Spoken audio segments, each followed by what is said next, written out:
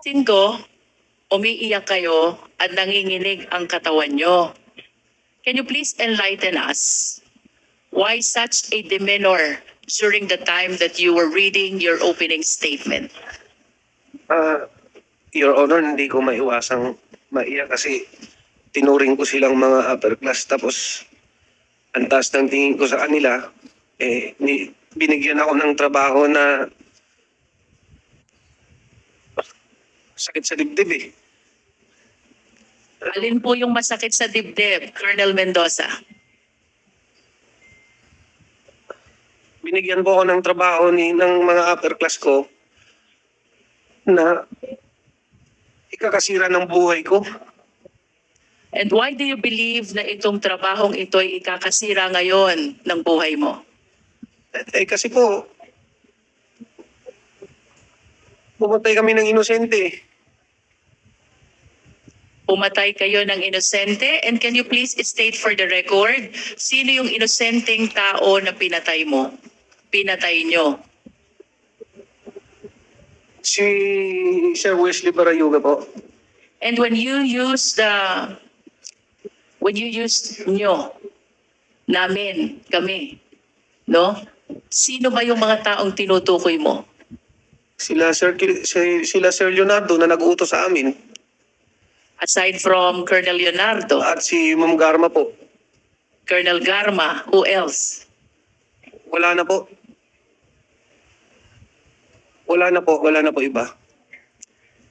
Ikaw ba, Colonel Mendoza, ay may asawa? Meron po. Meron ka bang anak? Meron po isa. Ilang taon na po yung anak nyo? 14 years old po. 14 years old. Ilang taon na po ba kayong nasa serbisyo? 22 years na po. 22 years in service. And of course, it is clear to your mind already na dapat ang pulis hindi pumapatay. Tama po ba? That is the general rule. Ang pulis hindi dapat pumapatay because due process must be served. Tama? Opo, Your Honor. As a matter of fact, in our country, death sentence is even suspended. So ibig sabihin kahit convicted criminal, kahit punishable by death, because of the law suspending the death sentence, hindi rin tayo pwedeng pumatay, no matter how guilty the criminal is. Tama ba? Opo, Your Honor. But of course, you understand also, Colonel Mendoza, may mga circumstances kung kailan ang pagpatay ng pulis ay warranted at legal. Can you please tell us, what are these instances? During legitimate operation po, at the police officer is in danger, the life of the police officer serving the police operation is in danger. I wish to invite your attention to paragraph 7 of your affidavit. Ang sabi niyo po dito, Colonel Mendoza, napilitan kayo isagawa yung proyekto for 2 reasons. 1, opisyal na nag-uutos. Opo. Pangalawa, natatakot kayo para sa kaligtasan ninyo at ng pamilya ninyo. Do you confirm this? Opo, Your Honor. At kanina po, binanggit ninyo na ang nag-uutos ng proyektong ito ay walang iba kung hindi si Colonel Leonardo at si Colonel Garma. Do you still confirm? Opo, Your Honor. Ano po ang pagkakakilala ninyo kay Colonel Leonardo? Bakit kayo natatakot sa kanya? Siyempre po, siya yung panahon ng former president po natin na isa sa pinakamalakas. When you say pinakamalakas, panahon ng former president, anong ibig sabihin mo, Colonel Mendoza? Nakakabulong po at nagkakatotoo. Nakakabulong, nagkakatotoo. Pwede mo ba kaming kwentuhan? Ano itong pagkakataong nakabulong at nagkatotoo ang mga sinabi ni Colonel Mendoza sa former president? Ni Colonel Leonardo po. Colonel Leonardo. I cannot elaborate more, Your Honor, pero common knowledge po yan sa aming mga operatiba na pag sinabi mong Colonel Leonardo at Ma'am Rowena Garma, nasa gilid po yan ng former president. So you will agree with me if I would say si Colonel Leonardo malakas sa former president? Yes po. Kung anong sabihin ni Colonel Leonardo, papaniwalaan ng former president?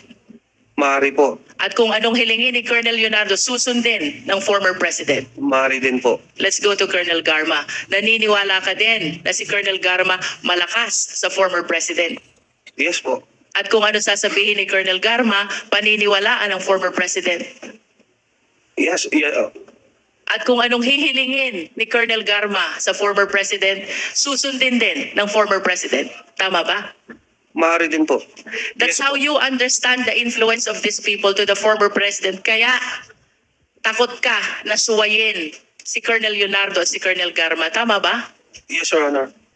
At dahil sa lakas ng impluensya nila sa presidente, pwedeng mawala ka sa serbisyo. Tama?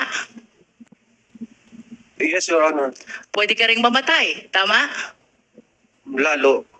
Ha? Yes, Your Honor. Pwede ka ring makulong. Tama? Opo. Puntahan natin yung pangalawang dahilan. Bakit napilitan kang sumunod sa proyektong ito? You said natatakot ka para sa sarili mo at sa mga pamilya mo. Ano yung mga pangyayari na naging dahilan kung bakit nagkaroon ka ng takot para sa kaligtasan mo at kaligtasan ng pamilya mo?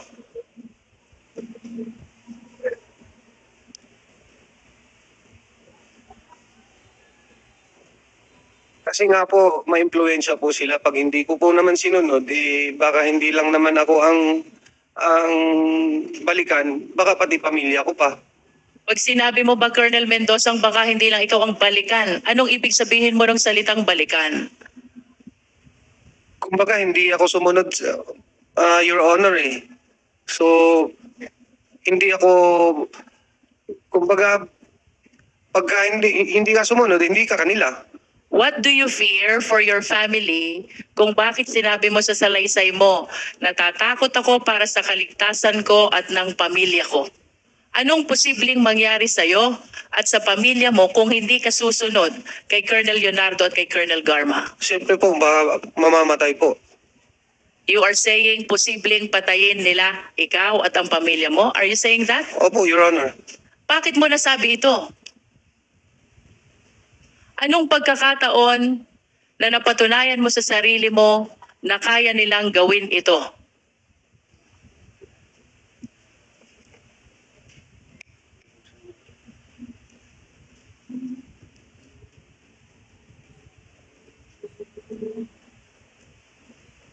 Your Honor, marami na kasing ugong eh. Maari mo bang isalaysay sa amin ano yung mga umuugong na yon? Dahilan kung bakit mo inisip na baka patayin ni Colonel Leonardo at ni Colonel Garma ikaw at ang pamilya mo kung hindi ka susunod sa proyekto? Mayroon na pong mga dati pa po sa Davao Region na pag sinabi niyong Colonel Leonardo, yan po yung may hawak ng mga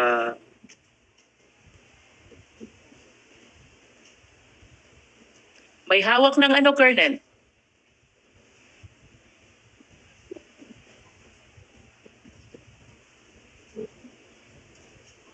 kumbaga mga hitman po. Colonel Leonardo, may hawak ng mga hitman. Is that what you're saying? That is kumbaga yan po yung usap-usapan. Hindi ko naman po makukumpirma. Pero Usap-usapan. Let's talk about usap-usapan. Ayon sa usap-usapan na yan, ano ang mga pangyayari na sa pagkakaalam mo at ayon sa usap-usapan ng mga kasama mo, may kinalaman si Colonel Leonardo at si Colonel Garma? Can you cite some incidents na lumutang ang pangalan nilang dalawa ayon sa usap-usapan? Without necessarily you having a personal knowledge. Ayon sa usap-usapan, anong mga pangyayari ng patayan ang may kinalaman si Colonel Garma at si Colonel Leonardo? yung mga nasa loob ng mga Chinese na nakakulong doon, Ito ba matagal mo nang alam or is it because you're watching already the hearing of Quadcom? no, noon pa po yan. Ibig sabihin, kahit nung wala pang Quadcom, alam mo na yung patayan sa Davao Penal Colony ay may kinalaman si Colonel Leonardo at si Colonel Garma? Pero hearsay lang po, Your Honor. Yes, yan ay ayon sa usap-usapan. At yung usap-usapan na yan, dito mo naririnig sa mga kapwa mo pulis. Tama ba? Kasi pulis ka eh. Opo, Your Honor. Kung pulis ka, ibig sabihin yung usap-usapan na yon sa kapwa pulis mo rin naririnig. Tama? You said yes already, Colonel. Yes. Aside from this Davao Penal Colony where there are 3 Chinese drug lords who were killed, ano pa, ayon sa usap-usapan yung mga insidente, ay may kinalaman silang dalawa. Wala na po akong maalala, Your Honor. Wala ka nang maalaala. Opo. Wala na po. You remember about the allegation of Mayor Tammy Osmeña of Cebu. Ngayon na lang po ko yan nalaman kasi nanonood po ako ng congressional. So it is because of the killing incident in Davao Peloni, kaya natakot ka para sa kaligtasan mo at ng iyong mga pamilya. Tama ba yon? Opo, Your Honor. At ito rin ang dahilan kung bakit sa kabila ng alam mo na bawal ang pagpatay, no matter how guilty the person is, pumayag ka na isagawa ang nasabing proyekto. Tama ba? Opo, Your Honor. In your affidavit, specifically paragraph 5, you also mentioned na gusto mo munang beripikahin ang impormasyon tungkol sa pagkakasangkot ni Wesley Barayuga sa drug operation kaugnay ng impormasyon na ibinigay sa iyo ni Colonel Leonardo. Bakit mo hiniling kay Colonel Leonardo na beripikahin muna ang impormasyon na ito? Kasi po, government employee po yung target. Normal po yun na magkanda ka ng sarili mong investigation muna. At kapag hindi government employee ang target, wala bang verification na mangyayari? Meron naman po. Meron din po. So why do you want to make your own verification? Ikaw ba at that particular time ay nagdududa sa sinasabi ni Colonel Leonardo? Yes po. Bakit ka nagdududa? Kasi yung target, bakit nasa loob ng PCSO eh? He's not only inside the PCSO, he's the board secretary of PCSO. And during that time, may naririnig ka ba na nagagalit o kinasasangkot ang gulo ni Wesley Barayuga? Wala naman po. And what were you thinking? Noong sinabi sa'yo ni Colonel Leonardo, wag nang beripikahin, bibigyan ka na lamang ng profile ni Colonel Garma. Yun nga po, nag-aalinlangan. Kaya lang, wala tayong magawa eh. Wala po akong condition din. Kahit nag-aalinlangan ka, kung totoong sangkot sa droga si Wesley Barayuga, itinuloy mo dahil natatakot ka sa opisyal mo. Tama? At natatakot ka para sa kaligtasan mo at ng pamilya mo. Tama? Opo, Your Honor. At kaya ka natatakot sa mga opisyal mo ay dahil malalakas sila at maimpluwensya sa dating Pangulo. Tama? Opo. After some time, kinontak mo na itong si Nelson Mariano. At si Nelson Mariano ang humanap ng hitman. Do you confirm this? Opo, Your Honor. And after some time also, tinawagan ka ni Tox na di umano, tao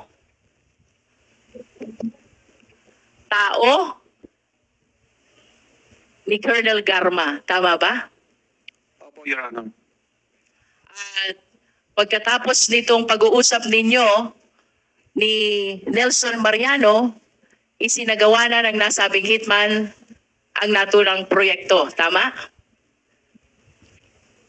Opo, Your Honor. At itong proyektong ito ay ang proyektong pagpatay kay Wesley Barayuga. Tama ba? Opo. And you also confirm that after this incident ay nakipagkita si Nelson Mariano kay Tox kaugnay ng 300,000 na ipinagkaloob sa inyo. Opo. Can you please state for the record again, paano hinati yung 300,000?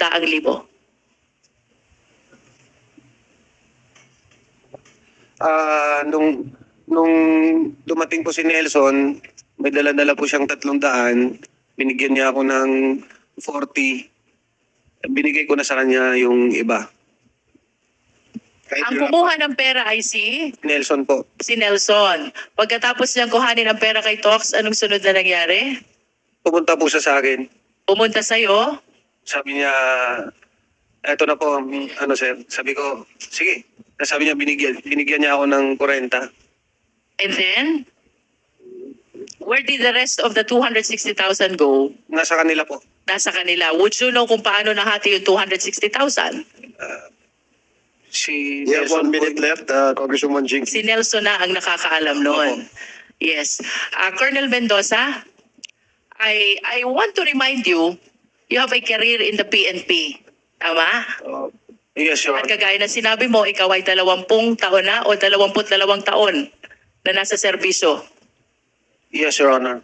And perhaps after some time, you will be enjoying your retirement in PNP. Tama ba? Yes, Your Honor. I am just curious. Sa kabila ng panganib na iyong isinalaysay sa iyong opening statement, bakit ka lumutang at bakit mo isinasalaysay itong insidenteng ito laban kay Colonel Leonardo at kay Colonel Garma?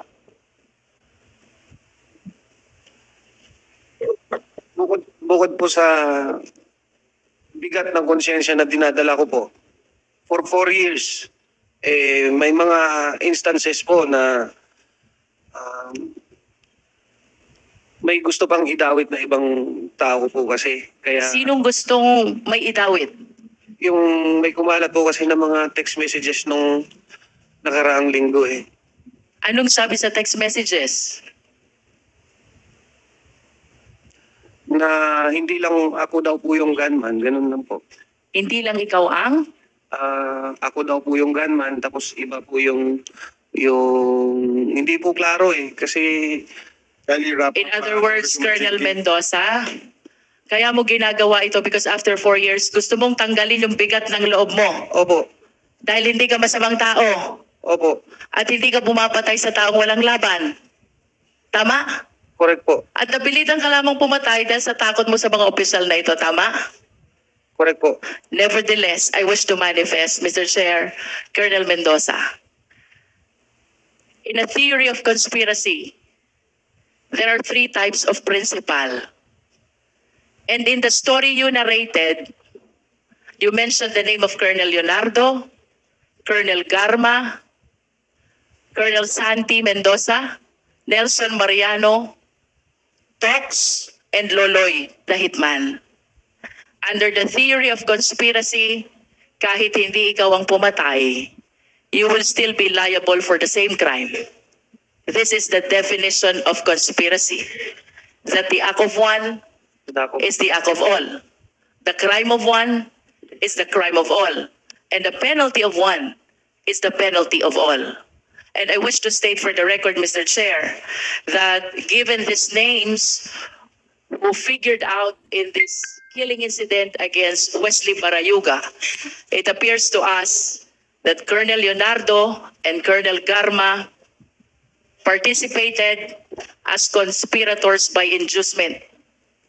Kung hindi po nila pinagplanuhan, inisip, inutos, at ipinagkaloob lahat ng mga kailangan, they will not be able to perpetrate this crime of murder. For Colonel Santi Mendoza and for Nelson Mariano, perhaps they did not participate in the killing incident. However, under the law, they are considered as principals by indispensable cooperation. Sapagkat sila ang nag-connect sa hitman.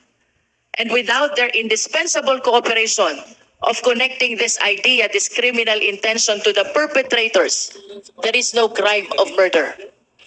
And for Loloy and the rest of the backup who appeared in the video, perhaps the one riding in the car and the one riding in the motorcycle na di umano'y bumak up sa pagpatay na ito, we can consider them as principal by direct participation. Sa kabila ng lahat ng ito, sa kabila ng posibilidad na madawit ang pangalan ni Colonel Santi Mendoza at kasama na si Nelson Mariano, they took the courage to speak before the Quadcom dahil gustong alisin ang bigat sa dibdib ng loob, particularly of Colonel Mendoza. Thank you, Mr. Chair.